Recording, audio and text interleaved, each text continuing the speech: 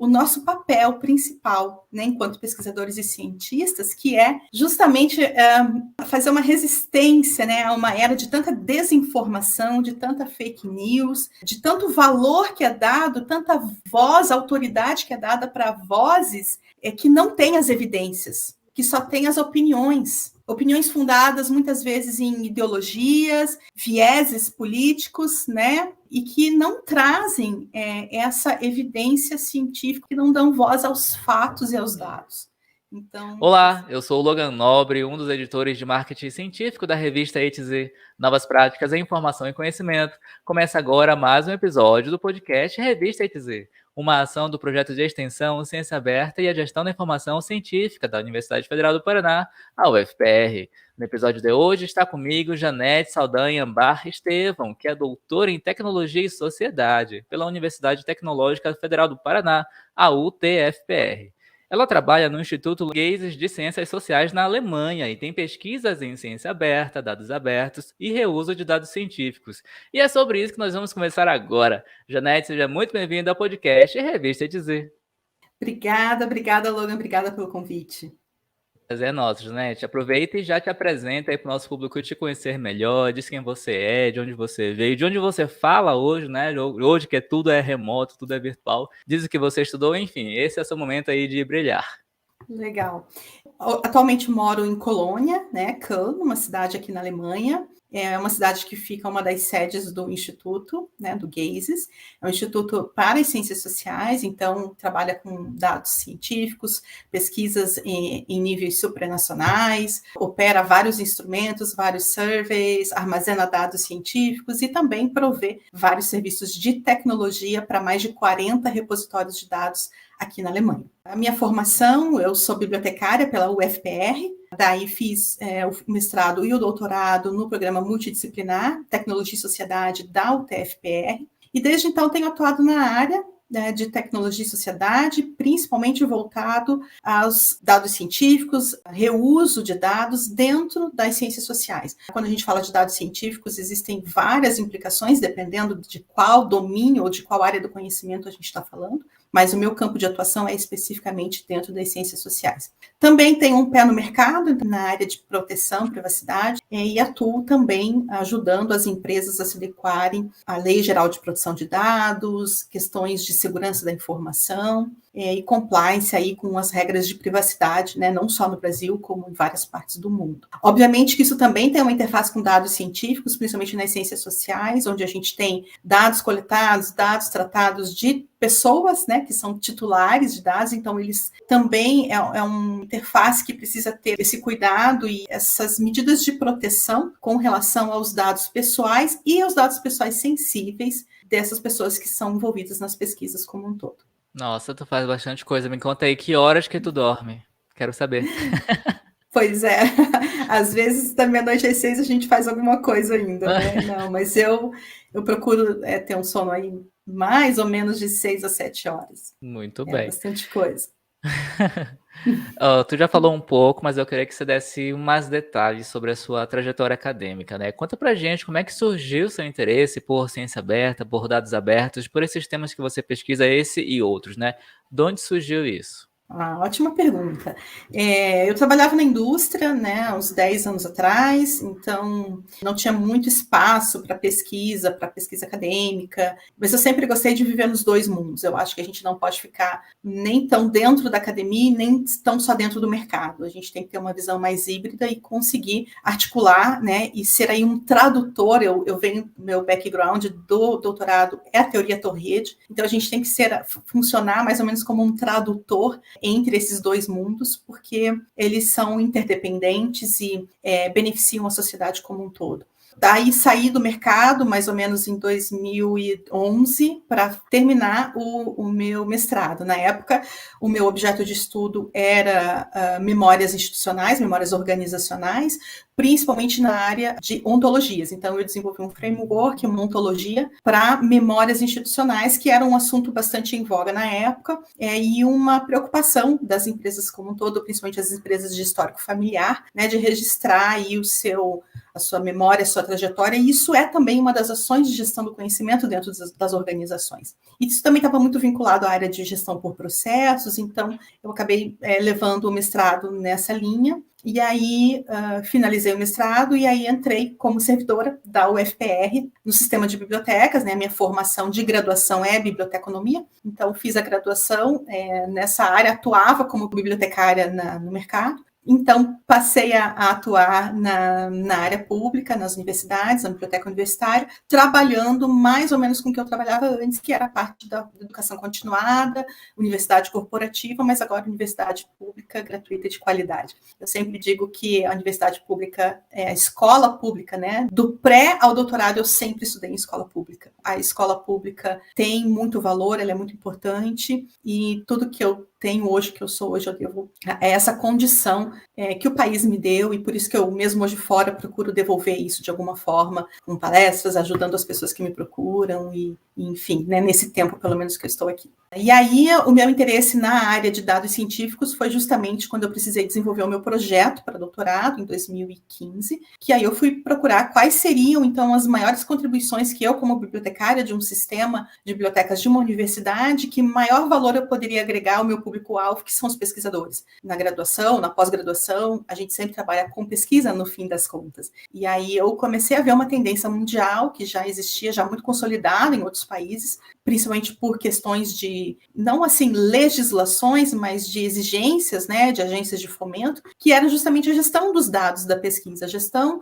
dos dados científicos, a gestão de tudo aquilo que era gerado como evidência dos resultados das pesquisas que eram realizadas. E aí eu vi que havia uma lacuna de pesquisa no país em relação a esse tema, principalmente na área da capacitação dos pesquisadores, na capacitação dos estudantes, dos pós-graduandos, em relação a isso. Então, à medida que havia uma exigência maior das agências de fomento, uma exigência maior dos programas de financiamento, por exemplo, um grande programa que aconteceu na Europa, o Horizonte 2020, que começou em 2014 até 2020, todos os contratos, né, para se conseguir qualquer tipo de financiamento desse programa, passavam pela disponibilidade ao final dos projetos dos conjuntos de dados, dos dados brutos que foram coletados e utilizados no desenvolvimento de cada uma das pesquisas. Então eu vi que isso era uma tendência, eu levei bastante tempo para fazer o projeto, justamente para poder pegar um tema bastante relevante que pudesse contribuir com os meus clientes, digamos assim, né, com as pessoas com as quais eu trabalhava na época. E aí desenvolvi um framework no doutorado, justamente para atender quais eram as principais necessidades de habilidades e de capacitação dos pesquisadores no reuso de dados científicos, mas dentro do escopo das ciências sociais. Um grande erro dos estudantes é querer, assim, muitas vezes propor um tema de pesquisa muito extenso e acabar não dando conta. Então, eu fiz um recorte muito específico, e por isso que hoje eu trabalho no GAZES. O GAZES é um instituto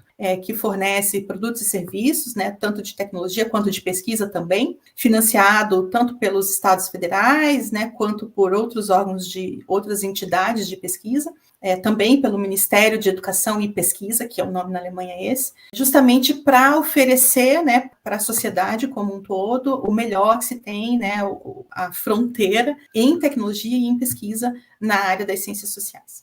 Olha, você escolheu alguma coisa para pesquisar que é assim extremamente acadêmica, muitas técnicas, mas ao mesmo tempo utilizável em qualquer governo, em qualquer organização pública ou privada, em qualquer lugar, você vai aplicar isso que você estudou, né? Eu acho que você foi muito feliz em escolher esses temas de pesquisa e ao mesmo tempo eles são extremamente aplicáveis, né?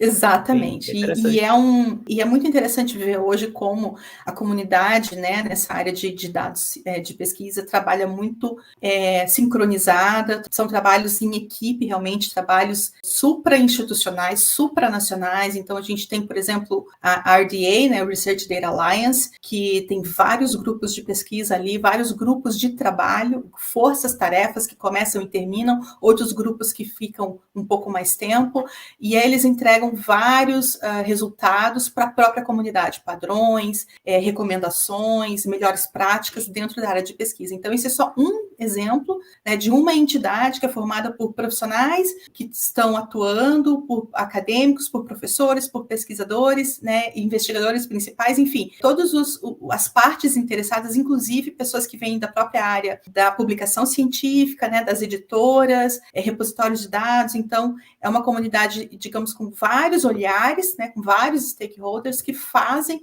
estudos em conjunto, colaborativos. Eu tenho a oportunidade de participar de algum deles, para entregar valor a essa comunidade que usa, né, esses resultados, então, de todos esses grupos. E aí, além das forças-tarefas, existem também outros eventos, webinars, seminários, em que a comunidade divulga os seus resultados e recebe feedback da própria comunidade. Então, quando você vê, por exemplo, um padrão de estação de dados ou um padrão de Metadata Schema, né, os códigos de metadados para dados científicos, isso não surgiu assim. Alguém foi tomar banho, teve uma inspiração e criou um código desse. Isso é um trabalho com muitas mãos, um trabalho colaborativo e multidisciplinar. Aí a gente consegue ver o valor também da e da interdisciplinaridade, onde essas pessoas trocam conhecimentos para justamente criar algo novo e relevante para toda a comunidade acadêmica. Isso é muito importante, né? Porque às vezes a gente acha que nós sozinhos, com nossos doutorados no bolso, vamos construir conhecimento.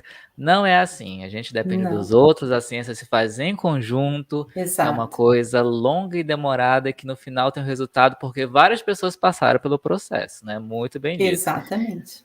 Né? Exatamente. E a Janete citou uma coisa aí, que foi ontologia. Se você está ligado aqui no podcast Revista ETZ, você sabe que a gente tem um episódio sobre ontologias, gravado com o professor Fabrício Mendonça, que é referência mundial em ontologias, e é daqui do Brasil. Então, se você quer saber um pouco mais sobre ontologias, eu vou deixar o link do episódio aí na descrição. E, Janete, quando você estava lá, uma garota, iniciando a sua vida na pós-graduação, jovem, cheirando a leite, lá no mestrado, lá no comecinho, tu já se imaginava, mulher, que depois de uns anos tu estaria trabalhando ainda com pesquisa, você já queria terminar o mestrado e ir logo para o mercado de trabalho, entrar logo numa empresa, ou você já queria, desde lá muito jovem, seguir a carreira acadêmica? Como é que era a sua expectativa e como você terminou hoje, para mostrar para as pessoas que nos acompanham aqui, que às vezes a nossa trajetória acadêmica a gente planeja e sai de outra forma, e tá tudo bem, né? O mundo é assim dinâmico.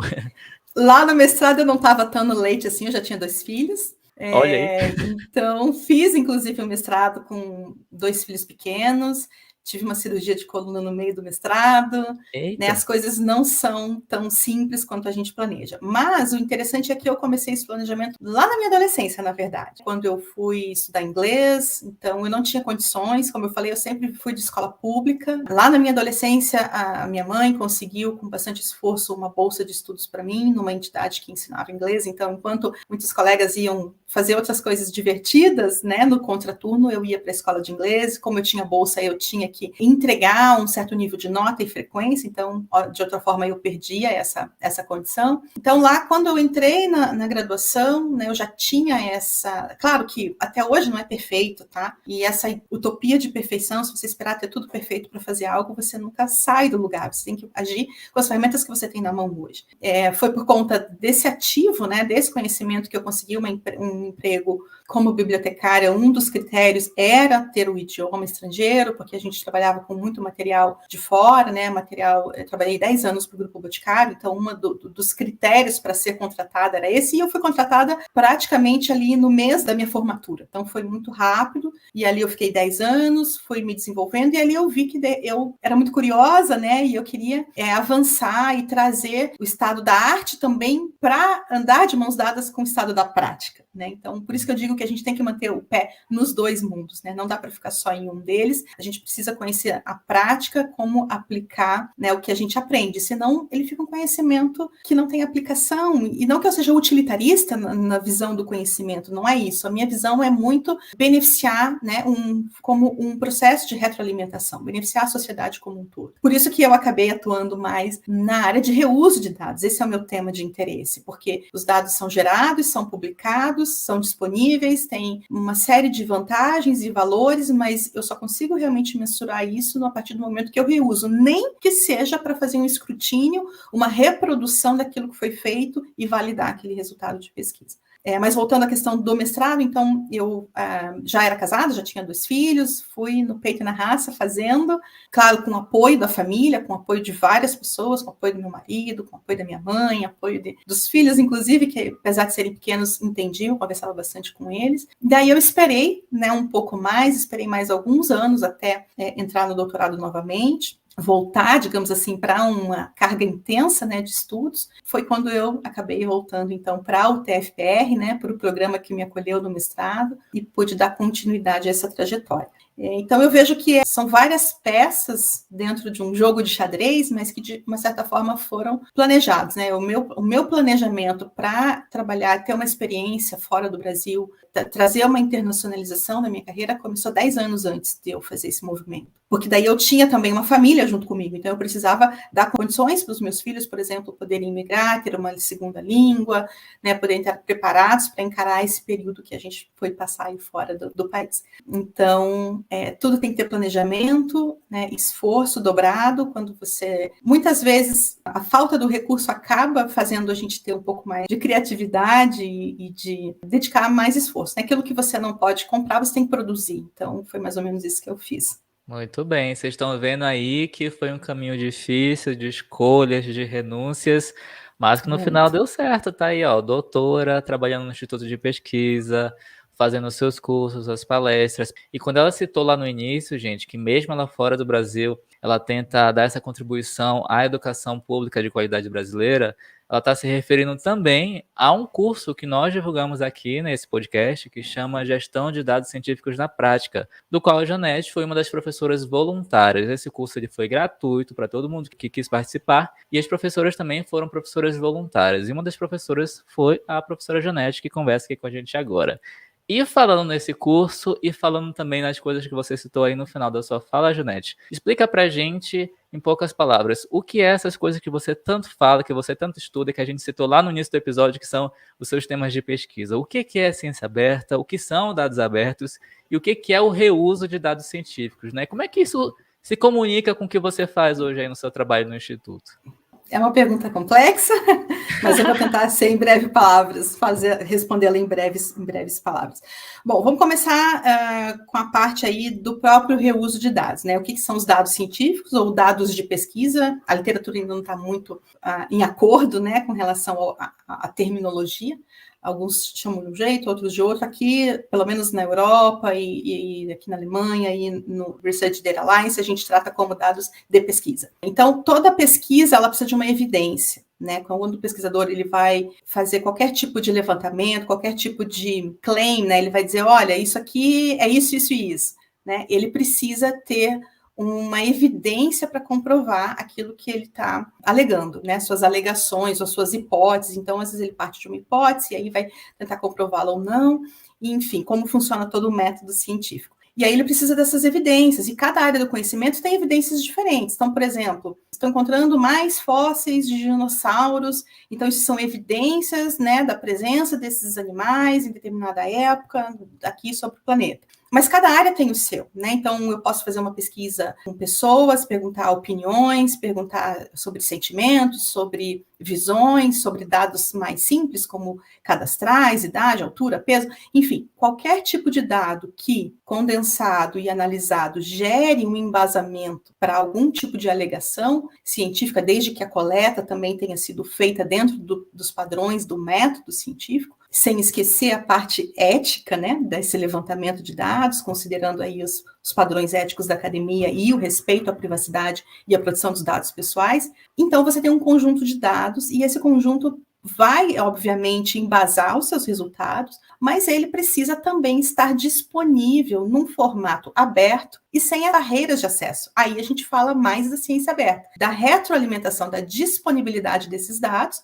de forma aberta, ou seja, não proprietários, que eu não tenho uma barreira para poder enxergar esses dados, e o mais aberto possível, né? As open as possible, é o que a gente diz, porque não necessariamente eles vão estar 100% disponíveis e abertos sem qualquer tipo de restrição. Nem que seja um cadastro, nem que seja ali uma justificativa ou um acordo de confidencialidade, eventualmente, que o pesquisador vai precisar assinar para ter acesso aos dados produzidos por alguém. Então, alguém ou alguma instituição, algum grupo de pesquisa desenvolveu, coletou, compilou esses dados e então essa pessoa, essa entidade disponibiliza esses dados num repositório. E aí, uma parte interessada, pode ser um outro pesquisador, né, pode ser uma própria agência de fomento que, às vezes, faz algum tipo de escrutínio para validar aqueles resultados. Então, a ciência aberta está muito vinculada à transparência.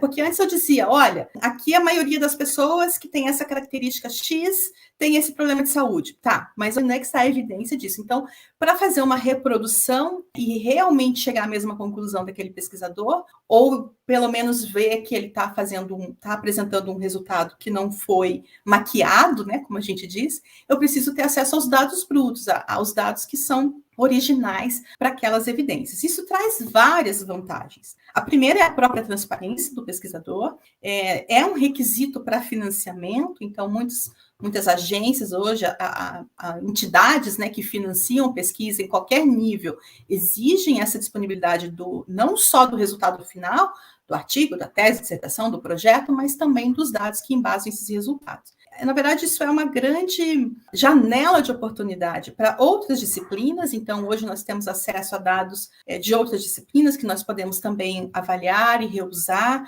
Os dados da própria disciplina. Então, eu posso, por exemplo, hoje acessar. Vou te dar um exemplo prático de uma pesquisa que a gente tem aqui. Qual é a relação da identidade daquele cidadão de um determinado país, da sua identidade nacional, em relação às religiões, por exemplo? Existem muitos estereótipos, né? A pessoa de tal país tem tal religião. Será que isso é assim, num nível científico, ou seja, numa comprovação empírica, onde eu pergunto para as pessoas isso, numa amostra representativa, e aí eu posso, então, generalizar? Então, são esses tipos de dados que são disponíveis e podem ser reutilizados para várias finalidades. Um outro exemplo, não tão voltado às ciências sociais, mas, por exemplo, dados coletados em loco de plantas, de biodiversidade, que está aí, de repente, ameaçada de extinção. Como que eu posso disponibilizar isso para outros pesquisadores, né, não precisarem ir no mesmo local, fazer a mesma pesquisa, levantar os mesmos dados, ou entrevistas com pessoas de uma comunidade vulnerável, e aí, ou muito cara de ser conseguida, porque levantar e criar dados é um processo que custa caro, né? E aí eu tenho dados que podem ser reutilizados para outros propósitos, ou propósitos similares, mas disponíveis aí para que os pesquisadores acessem, avaliem se faz sentido aquele dado para as suas perguntas de pesquisa e façam o reuso desses dados. E com relação, há também um grande ganho em relação ao próprio financiamento público, né? Afinal de contas, o custo para levantar esses dados, para coletar, para gerar, foi financiado com o imposto de cada cidadão, de cada cidadã dos países. Então, esse valor ele tem que ser disponível para a sociedade como um todo. Ele não pode ficar no HD, no computador, na nuvem do pesquisador, como se fosse uma propriedade privada, porque não é. Né? Então, ele estava com financiamento público, ele estava com um recurso para desenvolver. É claro que ele tem, né, toda a propriedade intelectual, né, daquele trabalho, principalmente no que a gente chama de design, né, da pesquisa, do que vai ser coletado, enfim, mas os dados em si podem ser usados por outras partes interessadas, então isso precisa ser devolvido para a sociedade. Muito bem, então quer dizer que se tentar resumir tudo que você falou aqui para quem não está muito habituado com essa questão da ciência aberta. Então quer dizer que se nós, pesquisadores, utilizarmos os princípios da ciência aberta, deixarmos nossos dados abertos e passíveis de reutilização, né, que é o reuso de dados que você estava falando, a sociedade vai avançar mais rápido, a ciência vai avançar e vai ter um custo um pouco menor? É isso mesmo, produção? Exatamente, exatamente. Inclusive existe um artigo científico que calcula o break-even, né? O momento em que essa conta fecha, o momento em que isso se paga. É claro que não dá para dizer, não dá para generalizar e dizer que toda e qualquer pesquisa vai ter, né? Isso é uma situação bastante contextual, mas principalmente os grandes projetos e todas essas coletas mais complexas, é necessário, sim, que esses dados estejam disponíveis, e aí há um leque de oportunidades, né? Um leque de possibilidades para novas pesquisas, até porque esses volumes de dados são tão extensos que eles não cabem numa única avaliação. Né? Um pesquisador que crie, que gere, que colete esses dados, ele não tem muitas vezes espaço para fazer todas as avaliações possíveis. E aí entra também a questão da interdisciplinaridade. Então, uma outra disciplina também pode ter vantagens em avaliar, cruzar essas informações com dados do seu próprio campo de atuação. Então, a ciência aberta é justamente esse processo, né, de devolução aí, de alguma forma, dos recursos que foram investidos. A própria pesquisa científica também é acelerada, né? Ao invés de você ter lá um período de coleta de novos dados, você pode, claro, existe um protocolo, um roteiro, você não vai simplesmente pegar qualquer dataset na internet e reusar, é preciso avaliar do ponto de vista metodológico, de qualidade, de metadados, de critérios realmente de usabilidade daquele dataset, mas aí quem quiser saber mais sobre isso, vai lá no link, assiste a nossa aula, que a gente falou bastante sobre isso, e tem uma apresentação também com várias outras fontes para aprofundar esse conhecimento. É isso mesmo. Então, se você ficou curioso para saber um pouco mais do que a Janete está contando, vou deixar na descrição o link de uma das aulas que ela deu nesse curso que a gente citou anteriormente. O link vai estar aí para você acompanhar e se inteirar um pouco mais. E, Janete, para quem está nos acompanhando aqui, está nos ouvindo, nos assistindo, ficou interessado, ficou interessada, quer estudar ou quer trabalhar esses temas que você citou aqui, o que a pessoa faz, por onde que ela começa? Dê uma luz para essa pessoa. Olha, a primeira coisa é se inteirar na literatura da área, né? Fazer uma pesquisa. Hoje a gente tem, por exemplo, no Brasil, algo que é bastante raro, não existe em outros países, que é um modelo de disponibilidade de artigos científicos que o portal da CAPES oferece. Até a última conta que eu fiz eram mais de 400 bases de dados, então as pessoas podem começar a pesquisar, né, sobre isso, ler sobre isso, se inteirar com outros profissionais da área e aí avaliar como isso pode acrescentar e agregar valor à sua própria pesquisa. E o caminho é esse. Acho que para qualquer pesquisador, uma língua estrangeira, né? Hoje o inglês acaba sendo uma língua mais dominante, ainda que hajam né, existam várias críticas sobre isso, a gente não tem como fugir disso, porque é uma situação que está posta, então as pessoas têm que ler em inglês, têm que buscar esses materiais, principalmente dos países ou das entidades ou das universidades que estão mais à frente, que já caminharam um pouco mais dentro desse tema. E aí começar a fazer e entregar os seus resultados também nessa área. Mas, principalmente, o conhecimento também de como avaliar esses dados, né? No caso específico do reuso, é necessário um conhecimento a mais em relação às características dos dados, aos formatos que esses dados estão disponíveis, né? É um CSV, é um Excel, é um formato de um pacote estatístico, se familiarizar com essas ferramentas, porque para que você tenha acesso a esses dados e reuse, você precisa ter os drivers, né? Os softwares que abrem esses pacotes. Nem todos são proprietários, muitos são acesso aberto também, o próprio software é acesso aberto, como é o caso do R, mas é um conhecimento técnico que precisa também ter um tempo aí investido para adquirir essas habilidades, né? Entender um pouco sobre as licenças, né, quais são as permissões de reuso, quais são os tipos de embargo, quais são os tipos de restrições de acesso. Eventualmente pode existir lá um dado que seja mais fechado ou embargado por um período. Então, se familiarizar realmente com os conceitos e aí procurar as vagas, né? Então, existem várias vagas, pelo menos fora do Brasil, que eu conheço, várias instituições, e essas vagas estão disponíveis. O LinkedIn é uma ferramenta bastante relevante nesse contexto. Ainda que a gente venha de um background científico, né? As empresas utilizam essa ferramenta, então, ter o seu currículo em inglês atualizado, né? Para quem pensa em trabalhar numa área fora do Brasil, por exemplo. Dentro do Brasil, acaba ficando mais a questão aí de concursos, né, de vagas para professores e fazer esse caminho primeiro da capacitação, da pós-graduação, e aí se inscrever e participar aí de um desses concursos para poder atuar na área. Então, ficam aí as dicas da Janete para você que quer trilhar este caminho. Conta aí pra gente, além da vida de professora, de pesquisadora, quem que é a Janete? O que você gosta de fazer no seu tempo livre? Quais são os seus hobbies? O que o seu Lattes e o seu LinkedIn não contam sobre você? Não contam. Tá bom. Bom, no último ano, como é um ano de mudança, né, eu não tive muito tempo fora do trabalho, porque é uma série de adaptações, né? Não só ao trabalho, à nova posição, mas imagine que você sai da sua casa, no seu bairro, para ir na padaria e você simplesmente vai, não é algo automático. Imagine que você chega num lugar e que você não sabe o nome da rua virando a esquina, e você precisa de um mapa para qualquer deslocamento num idioma que você não tem familiaridade, né? No meu caso aqui, o alemão. Então foi um ano está sendo um ano, né, bastante desafiador, né, de vários perrengues, que eu falo assim, os perrengues que as redes sociais não contam, né? Então eu acabei não tendo muito tempo para me dedicar aos hobbies, enfim, né? O que eu faço, o que eu gosto de fazer, eu jogo basquete. Então isso eu consegui manter, jogo basquete uma vez por semana.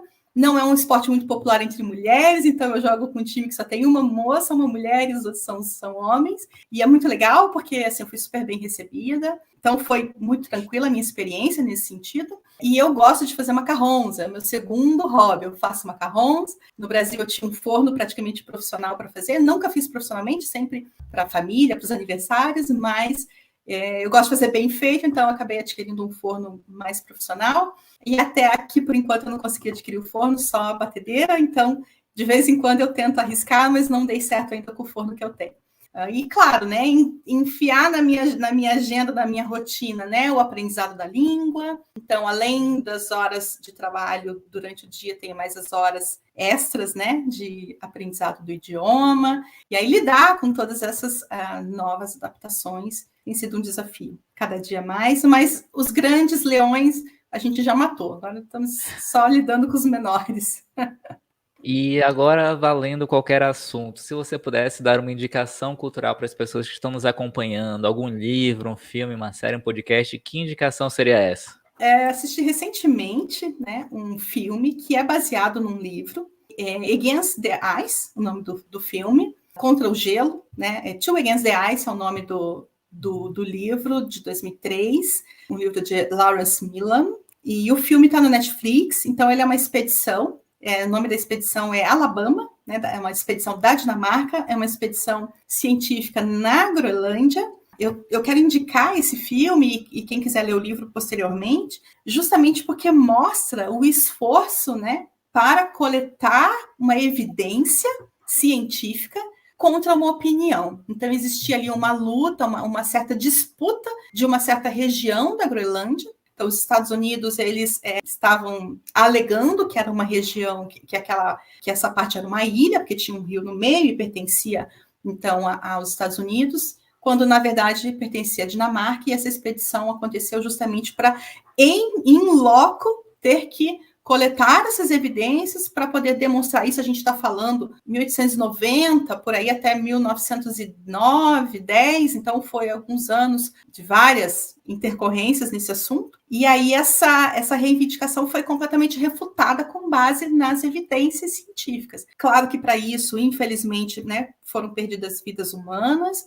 É bastante inspiradora ali a história desse cientista que permanece, então, depois, ainda mesmo que ele tenha passado por acho que uns 2 ou 3 invernos lá, sem resgate, tendo que lidar com problemas mentais, né? Não vou dar tanto spoiler do filme, mas no final tudo acaba bem e ele acaba retornando e dedica a sua vida, então, a essa pesquisa. Então, eu achei uma história, assim, bastante inspiradora, né, do ponto de vista sobre o nosso papel principal, né, enquanto pesquisadores e cientistas, que é justamente fazer uma resistência, né, a uma era de tanta desinformação, de tanta fake news, de tanto valor que é dado, tanta voz, autoridade que é dada para vozes que não têm as evidências, que só têm as opiniões fundadas muitas vezes em ideologias, vieses políticos, né? E que não trazem essa evidência científica, que não dão voz aos fatos e aos dados.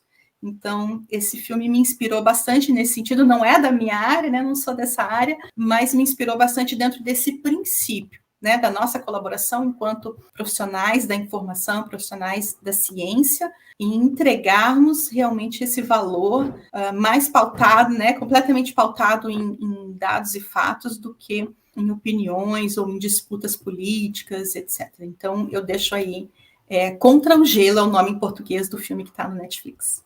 Olha aí, Boa indicação, gente. Um filme, um livro e que conversa com a ciência, com os dados científicos, com método científico. Gostei, não conhecia, Isso, mas vou assistir. Vou procurar para assistir. exatamente. A indicação da Janete estará aí na descrição do episódio. Bom, Janete, muito obrigado por ter aceito o convite e ter vindo aqui conversar conosco. Eu que agradeço e parabenizo vocês por mais esse canal, né? Isso é algo também que faltava, né? Nós estamos sempre nos canais muito tradicionais, né? Das publicações científicas, que acabam às vezes sendo uma barreira para a população em geral. Então, que bom que nós estamos abrindo os leques, né? E entrando, participando das redes sociais e de outros formatos, em outros formatos de comunicação, para que a gente possa divulgar e mostrar realmente esse valor e trazer a sociedade cada vez mais perto da academia e do trabalho, dos resultados da ciência. Obrigado. Chegamos ao fim de mais um episódio do podcast Revista ETZ, uma ação do projeto de extensão Ciência Aberta e Gestão da Informação Científica da UFPR. Na descrição estão os contatos da entrevistada e os links para você conhecer mais sobre a Revista ETZ, um periódico científico interdisciplinar de acesso aberto do programa de pós-graduação em Gestão da Informação da UFPR. A Revista ETZ tem um site e está no LinkedIn, YouTube, Twitter, Instagram, Facebook e nos 14 maiores agregadores de podcast do planeta. Basta procurar por Revista ETZ. Eu sou o Logan Nobre e a gente se fala no próximo episódio. Até mais! Até mais!